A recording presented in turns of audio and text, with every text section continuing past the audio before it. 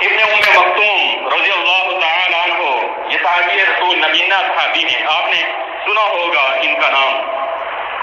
یہ نبی صلی اللہ علیہ وسلم کے پاس عذر لے کر آتے ہیں، ایک عذر نہیں ہے 60 عذر لے کر آتے ہیں نبی صلی اللہ علیہ وسلم کے پاس۔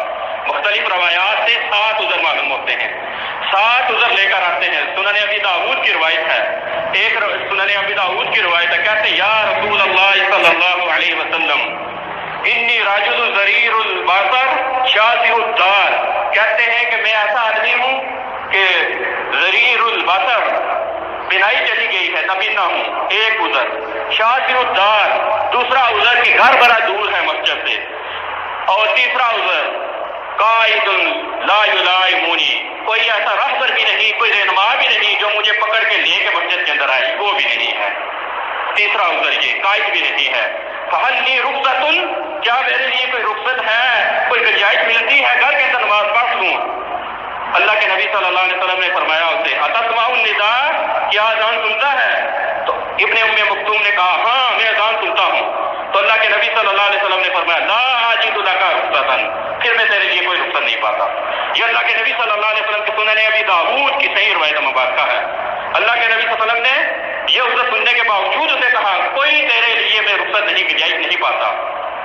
آگے مسند احمد کی روایت ہے، انہی کا ہی واقعہ ہے، اس کے اندر اور عذر بیان ہوئے ہیں۔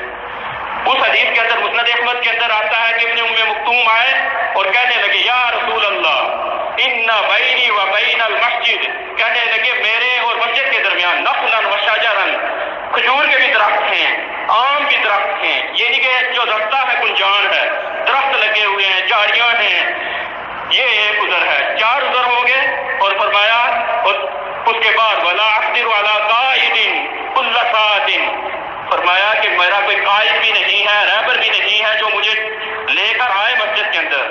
فرمایا کہ یسعونی ان اصلی فی بیتی، کیا میرے لیے کوئی گنجائش ہے، وسعت ہے گھر کے اندر نماز پڑھوں میں؟ یہ کہنے لگے ابن مکتوم۔ اللہ کے نبی صلی اللہ علیہ وسلم نے انہیں کہا اتسمع الاقامہ، اقامت یہ مراد اذان ہے، کیا تو اذان سنتا ہے؟